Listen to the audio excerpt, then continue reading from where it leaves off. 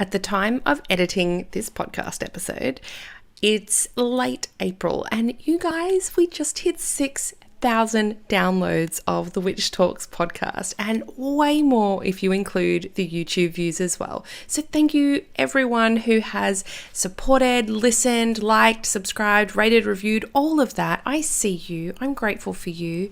And yes, that one person in Saudi Arabia, I see you too. And I'm so grateful for every single person who has listened and agreed to have me in your little ear holes. Thank you so much. And I am sending all my love out to all of you. Welcome to Witch Talks, a series for spiritual seekers, witches, and enlightened souls. I'm Hannah the Suburban Witch, an intuitive tarot reader, astrologer, and eclectic witch, and I hope you're ready to get up close and personal with your favourite witches. In this episode, I'm chatting with Melissa Suze, also known as the Floodwit. Melissa is a psychic medium, bruja, and writer. She identifies as Criollo Latin and an astral hedge witch. Melissa is a keen advocate for marginalized voices in witchcraft, and I'm so looking forward to sharing Melissa's work and wisdom with you today. So let's get into it. She is joining us via Zoom all the way from Maine in the USA. Hey, Melissa, welcome to the show. Hi, thank you. I'm glad to be here. Oh, so great to have you here. Now, my first question for you today is, where did you get the name Floodwitch? Okay, so that's a good question. I used to live in Florida, in Florida is very marshy and swampy, and we had a lot of hurricanes. And if you look at like Caribbean thoughts on hurricanes, it was all very like ancient beliefs of the indigenous people of the Caribbean were that storms and things like that came from gods and, the wrath of the gods and that kind of thing. And so the idea of a flood in a lot of different cultures in a lot of different places, and particularly in, the southern United States and the tropics, is very sort of this big magical event. And so Flood Witch had to do with connecting with water and connecting with your environment and connecting with nature. And that's changed a lot since I've been in Maine, but I'm going to keep that name as that kind of overarching vibe of connecting with where you are and kind of finding that place. Mm-hmm. Oh, I totally get it. And you are right. I know even just with, for example, Christian theology and knowing the stories of the Bible from my background, the flood, I mean, that is a pivotal story in that book. It's also featured in most of the Abrahamic religions. In fact, a lot of religions have a great giant flood, and it is usually wrath of the gods, or they are doing a big cleanse or something like that. It's actually very timely as well that we're chatting today, and that is your name. I live in Queensland in Australia. Mm-hmm. And at the time of recording this, which is in March in 2022, we've just had some of the worst floods ever here. So thankfully I live on a hill and our house is safe. We almost had our garage cave in. There was a big leak through the roof, but we got it fixed just in time. But it was a week of just steady torrential rain and lots of landslides and floods and all sorts of things up here. And it's quite common to have flooding in this part of the world. So almost like timely to talk about that. It does feel like when you're in an experience of like a hurricane or a flood or some, big event, you can really feel like that sense of how powerful it is all around you. I feel like that a storm is such a high energy time, Absolutely. Just a storm by themselves with thunder and lightning, that is enough to really feel the power of the gods. I used to think, or I guess play with the idea of maybe, if there were more than one god, maybe they were having a big argument upstairs, or, having a rough and tumble little wrestle up there. That's sort of the vibe that you feel like it's big and it's beyond us. That's the absolutely it comes. I collected a ton of storm water with a big cup, and I'm keeping all of that to charge under the moonlight. I love that. I love that. It's a big, I do that with snow water and storm water and anything like that I can get my hands on. It's, it's as good as like some sort of blessed water to me. I agree. Absolutely. There's so much power in it. We don't get snow water here. I guess it's similar climate to Florida. It's very hot, very humid. Right. Most of the time. Yeah. Now, I do like to take a squidgerididge at my guests' natal charts and share something interesting with them. Have you ever had your astrology chart read before? No, not by a person. No, I've had apps that have done it. I've never had somebody say, oh, let me look at your chart and see what interesting thing I can find, so I'm excited to see what you thought when you looked at it. Yes. So what I wanted to refer to was the placement of Mars in your chart. The reason for doing that, I don't know, I'm feeling a very Mars energy right now. We're in the month of March as we record this, which is ruled by Mars. It's where it gets its name from. There is, unfortunately, the war developing over in the Ukraine with Russia, which, I mean, God, Aries, Mars, God of War, that sort of thing, all of those vibes kind of come together. But when we look in astrology, Mars is the planet of motivation, and it can be a really handy placement to be aware of when we are wanting to know how to motivate ourselves. So your Mars is in Libra, which means you're motivated by others predominantly. So it can be wise to ensure that your plans that you want to happen are going to affect other people, because you'll probably not want to let them down. So using like people pleasing to your advantage, basically working alongside a business partner, or at least bouncing your ideas off a close friend, can be really helpful so that you're not stuck with like a mental to-do list that might halt your progress. Sure. Yeah, that's true. This placement can get very much of, I need to do all these things, or I don't really know which decision to make. And it can be a little indecisive at times. So having someone to talk through with it, or a business partner, if it's through business, is like crucial. Doing it all by yourself can be very demotivating, but alongside someone is fantastic.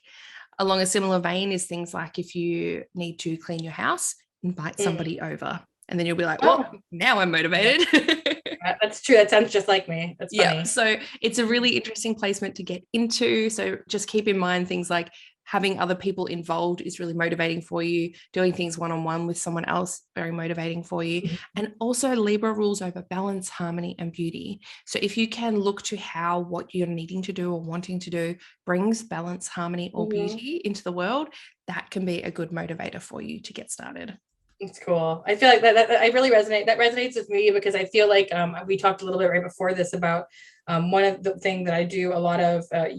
When you introduced me, you said I'm a writer, and that's true. I have a content marketing business, and I started it as a freelancer, and I was doing all the writing, and I have since branched out this year and added a bunch of writers, and I mostly just edit their work, and that works so much better for me to have like other people where I'm just like, here's the assignment and I understand it, and I've talked to the client and I can distribute that information and kind of manage the flow of it, and then get something back and edit it and submit it. I'm doing a much higher volume of content. I'm making better money. My working hours are better. And I'm always had that kind of vibe of like, if I'm going to be successful, it's because I've created community. If I'm going to be successful, it's because I have other successful people around me, like that kind of thing. And I feel like that has been something I've tried to implement in my life, and especially this year, like post-COVID and trying to get your shit together. I feel like that's been something that I've wanted to do, and I've branched out and taken some risks. And so to hear that is interesting to me.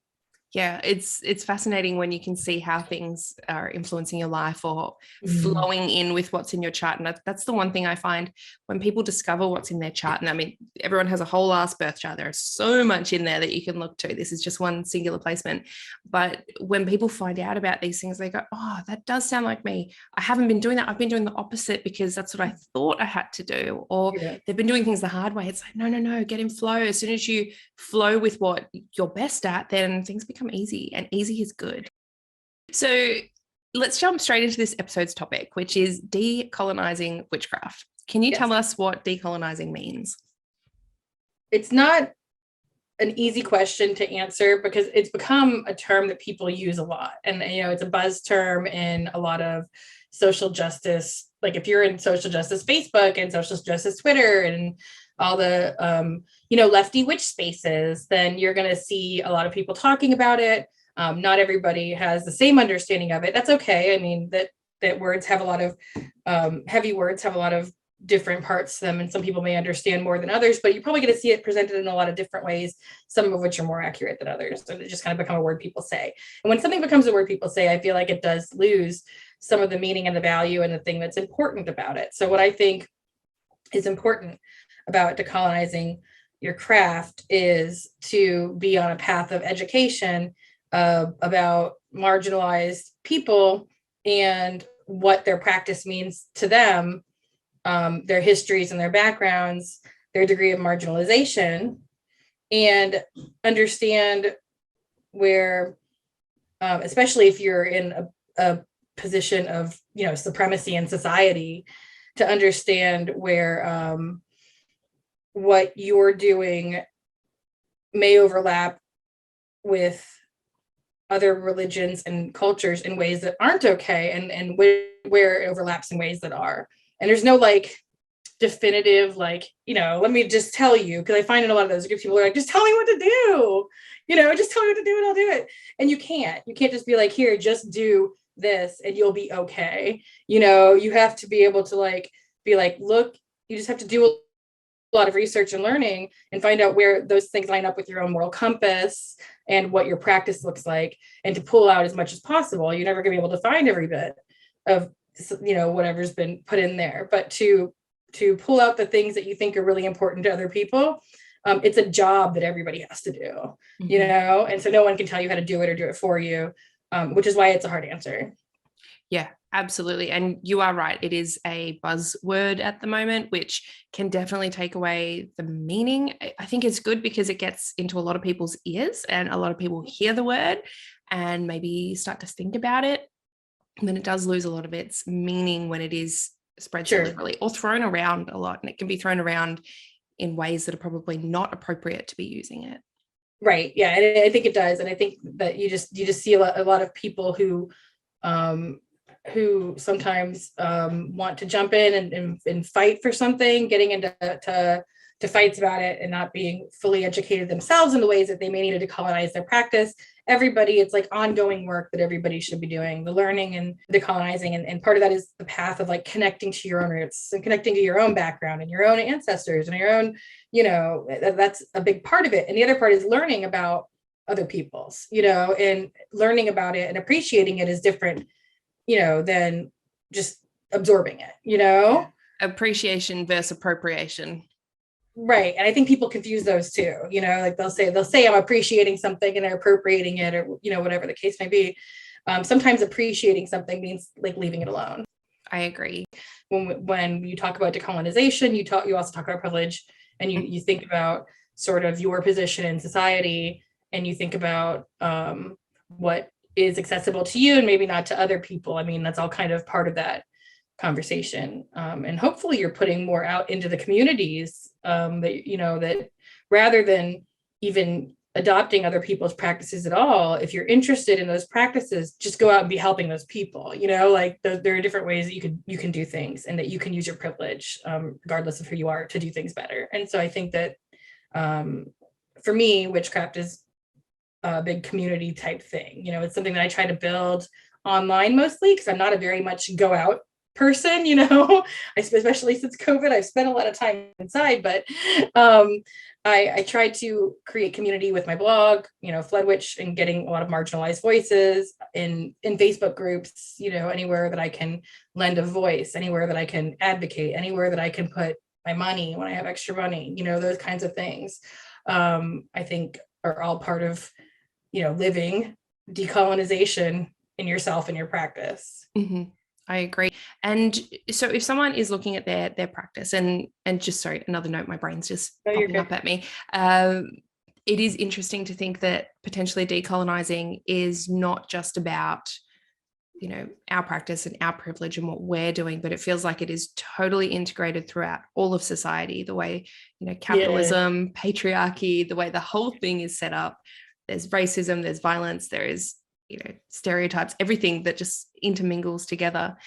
But when it comes to our own practice and what we're doing in our little bubble of the world, do you have a few tips or steps that people can potentially start with or look to questioning their own stuff?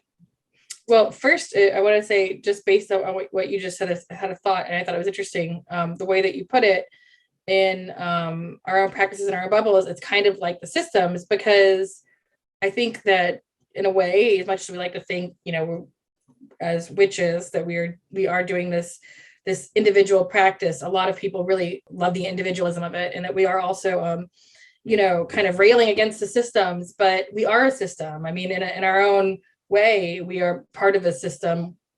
You can call it maybe a religious system. I know witchcraft isn't a religion, it's a set of practices, or maybe a spiritual system or something, but there's a system, at play that your brain subscribes to when you decide to do this. And then within that, there's a lot of structural racism. So I think that it's important to be able to identify it. In terms of how you identify it, what people can do, they can find authors of color.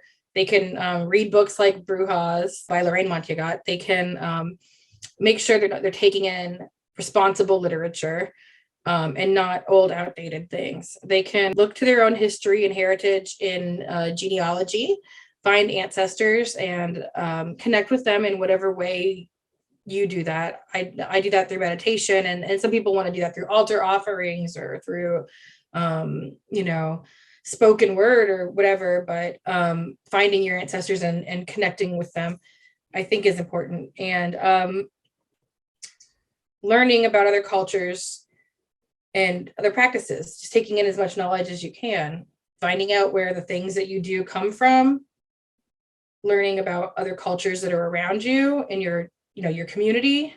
When you learn something, if it feels like maybe this isn't something I should be doing, don't even ask, just do something else. Just if it feels weird, I think that's a good gauge. Like if you have to ask and say, well, maybe I shouldn't burn this or do that, then just skip it.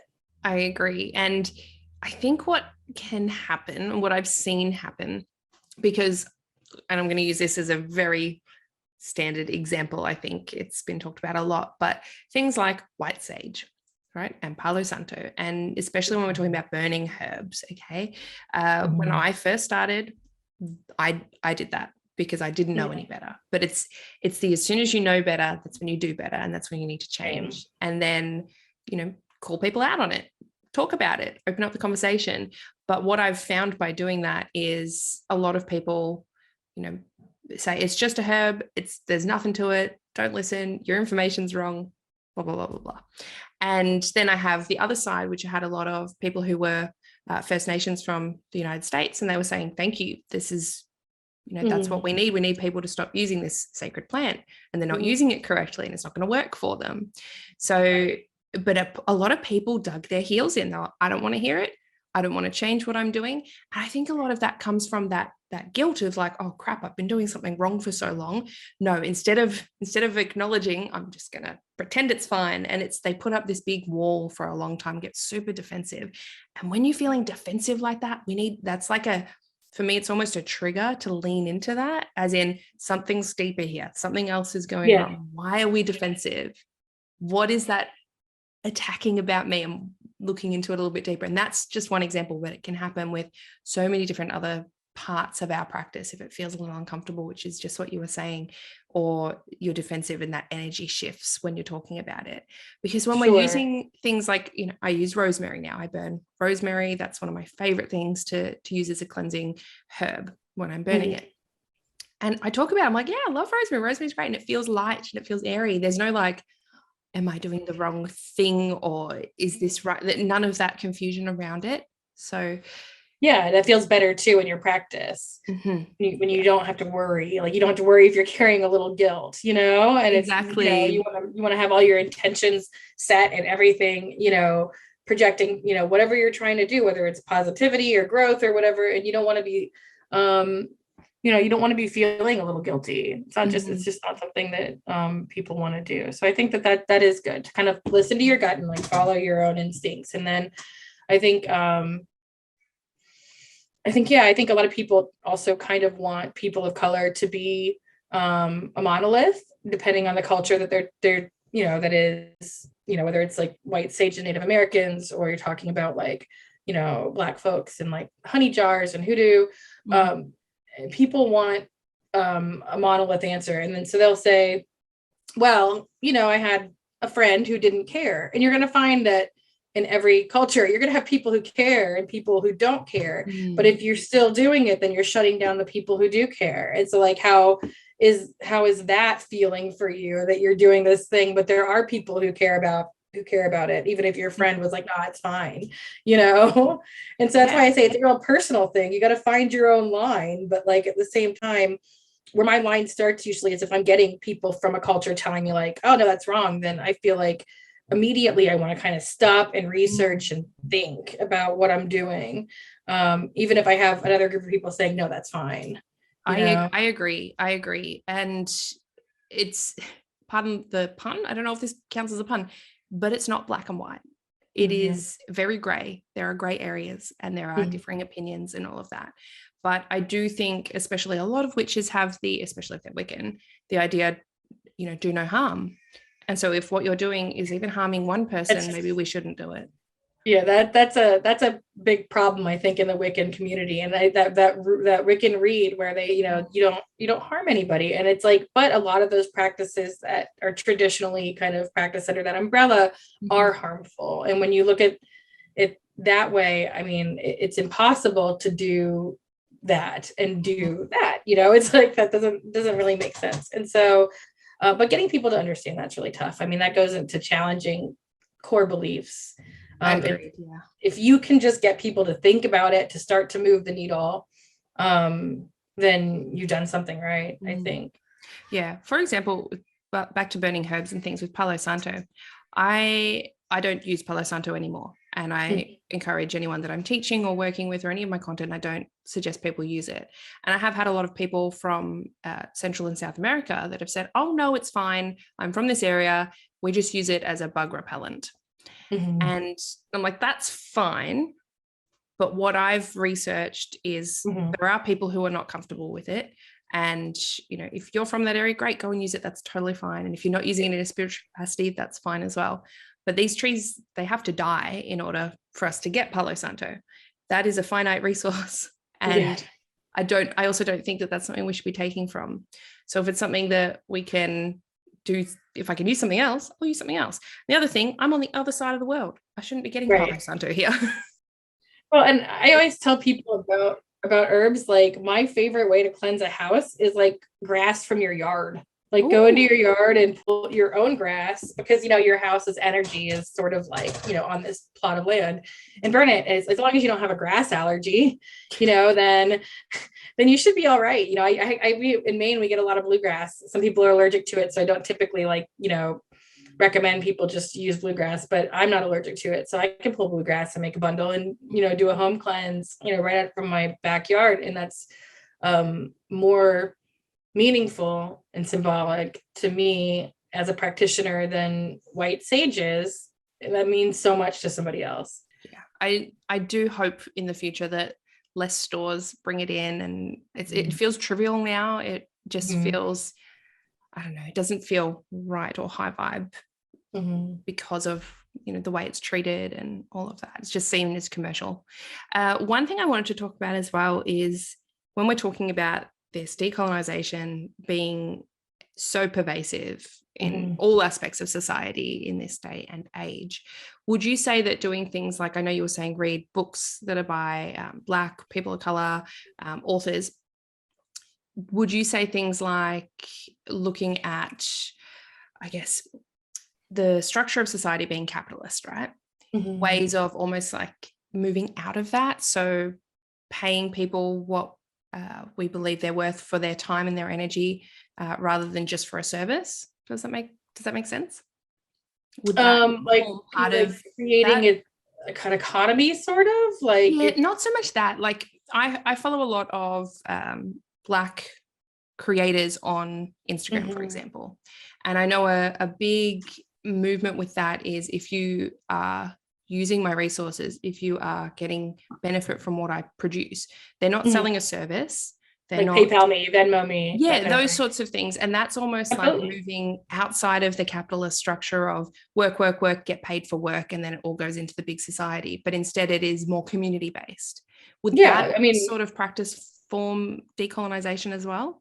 It does, absolutely. And that's a big part of what I think when I think of like creating your own economies. That's kind of what I mean. It's like when I think of creating community, it's similar. So lifting each other up when we have the chance to, that can be financially, that could be with help or with food. I mean, or reaching out directly into your community. Like I said, I do a lot of stuff online. So for me, it's usually connecting with people digitally, helping them get work, like through my business, helping people make money, giving money to people for the things that they say and the things that they do, raising money for people who need money, those kinds of things, outside of the general like workforce economy that's part of a system that doesn't benefit anyone really. It benefits the rich, and that's it. Right. And the most marginalized people of, I guess that's awesome, because that's kind of what Floodwitch is all about, because the most marginalized people of society are always the ones who get the least. And so my goal, whether it be somebody who identifies as someone with disabilities, or somebody who's African American, or who lives in Mexico, or whomever. I have writers all over the world, who come from different marginalized backgrounds, and they want to talk about their practice. And it's sort of that same idea. I guess I don't want to get too off track of creating platform for one another, creating exposure, and then also, yes, giving money. I pay my writers so that they can put their voice out there, and then they get money, and and that is creating an economy that supports itself outside of this big one. So I think yes, giving money to creators is great, buying things from creators is great, helping creators get what they need in life, get jobs, get where they need to go is great. And doing all of that to like lift up other people and being conscientious where you put your money is a big part of it.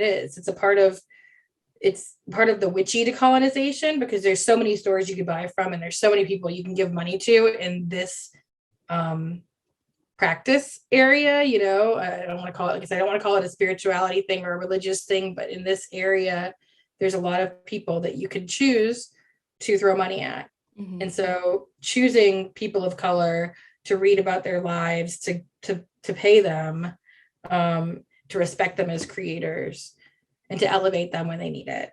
Yeah, I agree. And for me, part of my own decolonization practice has been to really look at who I'm listening to and who I'm tuning into and where my attention is. And so I go through, my followers, my following, who I follow on social media.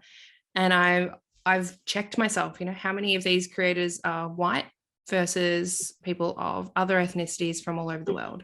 What voices am I listening to the most? Is it people who have high privilege or low privilege? So I've gone through and basically edited or gone, I'm missing this voice so much. I need to go out and seek people who have this point of view so that I can help keep myself in check as well, and learn from them and support them as well. And I do that not just with, smart, absolutely, not just with race, but following people who are neurodivergent, people who are disabled.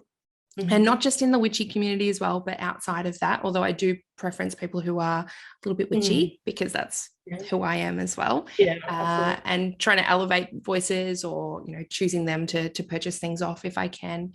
And I think as well, going back to what you said about books, looking at even the publisher that creates the books that you're looking into reading. There are some problematic publishers. I've looked on the publisher's website. A lot of people don't do this, and this might be because I'm writing my own book, but looking on publishers' websites, and I go, authors, you click a little thing, it shows you all their authors, and you can see how plain and white that usually is. Right. So, and I am also white, right? So I'm like, if I wanted to publish with this person, like, I don't want to just be another, like, almost like contributing to this white voice that comes through here. And I know there is a recent publishing house that's just come out, Row House Publishing, and they've come out to pretty much try and scrap that, throw it all to the ground, and do exactly what you're saying, which is lifting up people who are marginalized in those voices. And so now I'm like, all right, what books are you bringing out? I want to support those books that are coming out. So I reckon everyone go and follow Row House Publishing on Instagram as well. They're fantastic. But also leaning outside of that in terms of things, people that may be non-binary or trans or part of the Q+ community. So many places we can expand our knowledge, our support, our focus, and our attention. Attention at the moment is where money goes. Yeah, absolutely. I think that like you touched on something, curating your Instagram is important, curating your Facebook is important, and making sure you're getting exposed to a lot of different voices, especially in witchcraft, if you're talking about decolonizing your craft, because there are so many white voices in witchcraft, and in witchy publishing, it's overwhelming. But the vast majority, I would say, and this is my opinion, but the vast majority of practices that we have in witchcraft, I think, come from people of color, areas of the world of people of color, were Absolutely. creating the dominant religions of the time, you know. I read a lot of books that are even Wiccan books, right? And I do a lot of that for research and for, reviews and things like that. But I read these books that may be very Wiccan based, and I'm like, that's a voodoo practice. Right. Where did that come from? And how did that get in there? Yeah. And I don't think it's that particular author. It may even realize that it's just what they were taught, and it goes back.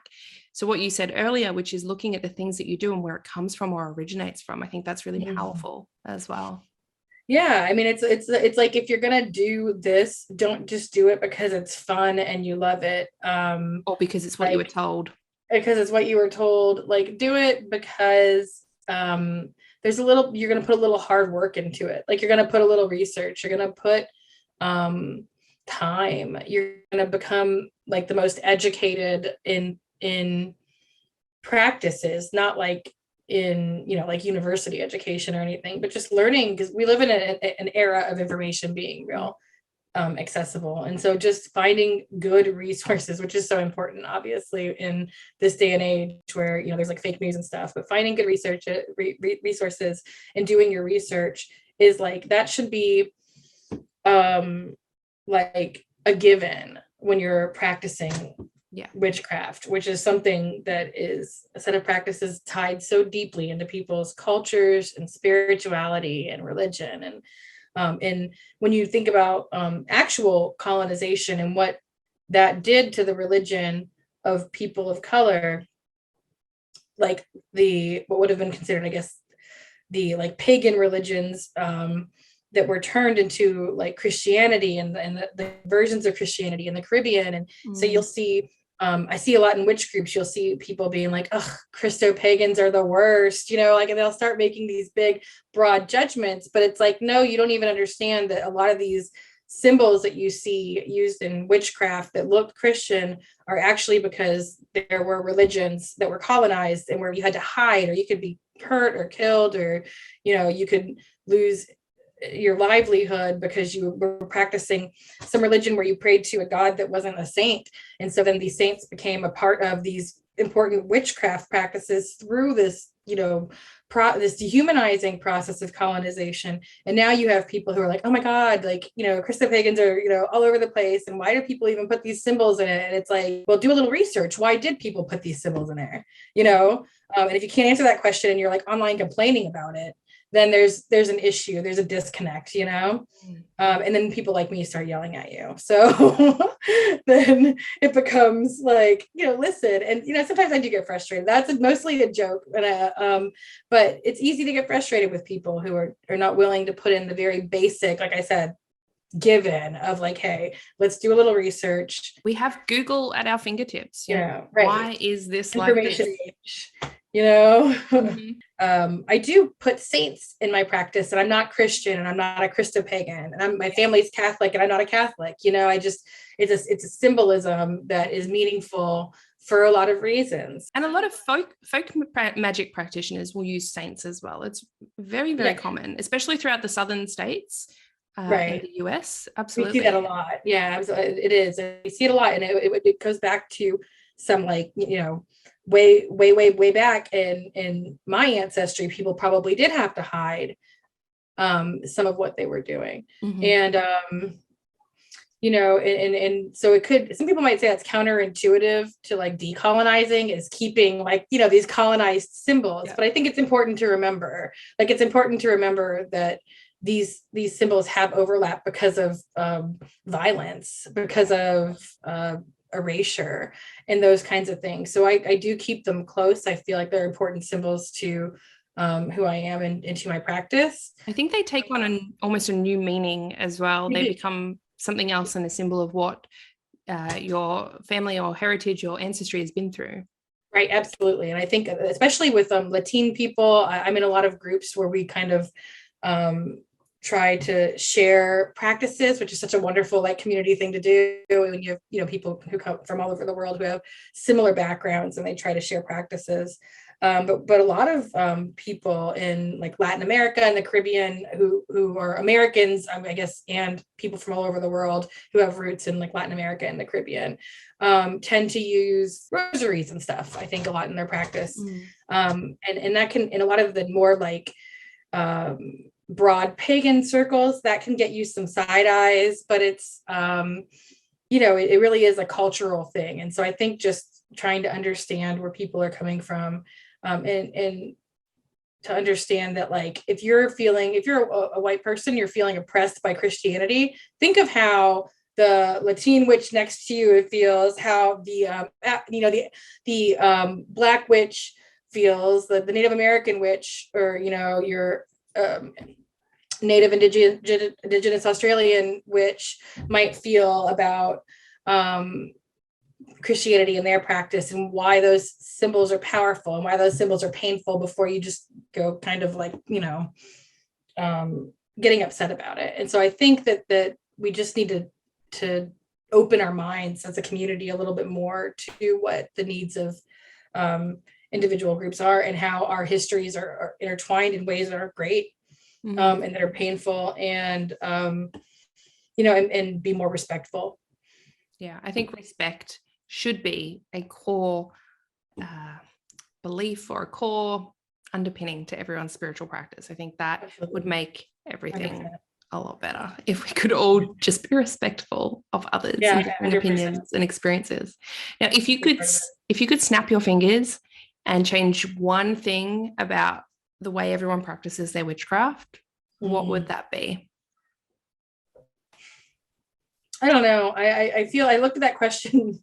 I feel like in some aspects, I don't really want to change anything about other people's practices. I just want people to like think critically about their own practice. I guess is that the thing I could change? Maybe is that people choose to be a little more self-critical and think critically about their practice without the defensiveness that you mentioned before, and without like, if you could real quickly just get past all that defensiveness and look at the the reality behind what you're doing more critically. Because I think whether we're talking about witchcraft or we're talking about something like pop culture or something else, that being critical of what we consume and what we do is like such an important part. And we talked about fake news before. It's like, you have to be critical of things. You have to learn critical thinking. You have to be able to navigate this information era world. You have to be able to think critically. And that should apply to every aspect of your life. Witchcraft is no different. And I think if people were more willing to open up to critical thinking and to being self-critical, without all that baggage that comes along with it, especially when you get something that's so personal, like your own personal practice, that it would be a lot easier to have these conversations like the one we're having right now. I agree. Yeah, I think critical thinking and discernment are two things that should be everyone's word of the year. Everyone needs to bring more of that in. Discernment when we're reading information, and especially reading books, and the critical thinking aspect comes in at, well, where did this person get their knowledge from? Where are they coming from? What's their worldview? How does that align with my worldview? And would that be appropriate for me to listen to or take on, or using their discernment to figure out if that may not be something that they should be listening to, or might not be correct, and that sort of thing as well. And you were mentioning books earlier as well, that the older they are, often the more problematic they are. And I do have a lot of people that recommend things like, oh, should we burn those books, or should we put out a book blacklist, right? Like cancel culture of books, especially of like those early 1900s occult authors, because they can be very, very problematic. There is, and we haven't even touched on as well, the anti-Semitic views that pervade a lot of occult literature as well. That is another area of discussion. And that is very prominent in those books. I do think it is very good for people to actually understand where a lot of our witchcraft practices in this day and age come from. And a lot of it is in those books. So if we know what's in those and can discern between, okay, that's really anti-Semitic, that should not be in there, that has fed into this part of my practice, oh crap, what am I doing? You can start to see those links. But if we burn those books completely and don't read them, absolutely, we're not going to see those links. So it can be I was gonna say, I never am on the side of burning books. Like, I feel like that is like burning information, and like censorship, I don't necessarily believe in, but I see like when people can't think critically, you're like, okay, I see why people are like, yeah, let's just censor them, but like, because people but I just feel sort like, of take on everything as it's in a book, it must be true. Whereas a lot of different books are personal gnosis, or right. They're not based on Like, it, or they're based on the views of the time, or and that's the same thing with the Bible. When people are reading the Bible and they're like, it's literal, it is exactly this, and I have to believe every word. It's like, you don't understand the anthropological history of the time and how those sayings were used and what the people were going through. So critical thinking with all books. I think you could probably, in Witchcraft, if it's written by a white person before 2013, just don't, like, just take everything with a grain of salt. Like, like, it's probably not going to be like 100% what you need to be doing. And you should like go into a book looking at that and being like, okay, now I've read a lot. I mean, I probably read, I like to do Audible. So I probably read over like 25, Witchcraft books of varying authors. And sometimes they're like, oh, you're like, oh man, like, this is bad. Like, I would never, there's a lot of books that I would never recommend to somebody who came to me and said, hey, like, do you think I should read this author? Like, no, I really don't. But I could still, like, for somebody who is willing to like sit and think critically, I can see the value in wanting to like read it and understand where it goes wrong. Like, I think that's an important thing. But for people who are basically just asking for like, I want to learn something, there are very, very few, like, handful of books that I think are, written by people of color or other marginalized people and who have fresh perspective, Are there any books that you would recommend for people? Yeah, definitely. The book I mentioned before, Brujas, by Lorraine Monteagut. Then there is Enchantment by Maya Spalter. Enchantments by Maya Spalter. She's African American, and she worked at a store called Enchantments. But she's in the United States, in New England. She worked at a store called Enchantments, and a lot of it is like, it's partial, like, very relatable stuff about being in retail, but being like witchy and being, at a witch store in retail. But also, she's hilarious, and it covers a little bit of everything. So it's a very broad, like, if you're just kind of diving in, you get a little astrology, you get some, like some spell work stuff. It's very broad, non-appropriative, really funny, very clever, really relatable. It's probably like one of the best books I've read. I love that. I love that. I will throw in my own recommendation as well for the work of Lilith Dorsey. Oh, I just interviewed her. Yes. Oh, did you? Oh, fantastic.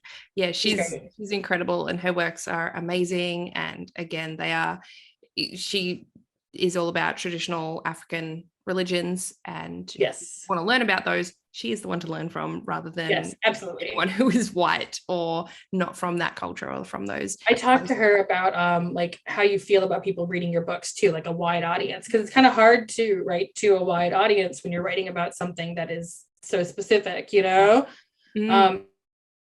I have to publish that, but she had a lot of good stuff to say about it. I mean, she wants people to read it, she wants people to learn, and I think that's an important thing to do, just like you were saying earlier. Yeah, well, I think when you're learning, at least learning from, I guess, the right source, and it's okay to learn and appreciate it that way, and listen to those voices and lift them up, rather than taking. I think that's where it gets. And she's careful too with like not putting in, like, there's stuff that if you're practicing voodoo or something that you simply cannot tell people. Well, it's a closed religion. Like, it is like, a closed religion. You cannot say it, and you're not supposed to be talking about it. And she's very respectful of those lines, those kinds of things. So she kind of writes content for everybody, but from a perspective that's important.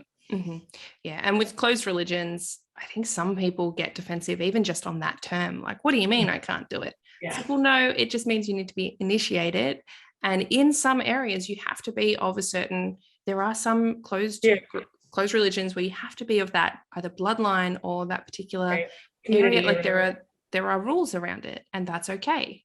That's for a reason. That's to protect it. Humans are funny. Like, oh, what do you mean I can't do something? Yeah, they don't like rules. It's like, if there's a rule, I need to break it. Yeah, get out from that boundary. Right, exactly. But sometimes those rules are there to keep us safe. As a parent, I use that term a lot. Yeah, absolutely. 100%. Me too. Yeah. You need your seatbelt, because otherwise you're not safe. That's kind of what it is. We need that, because if you're thrown into some of those religions, and I know voodoo in particular, they have some very, very powerful spirits on their team. If you go into there and you haven't got your seatbelt on, you haven't been initiated, you don't have the right understanding or any of that, then you are treading dangerous waters.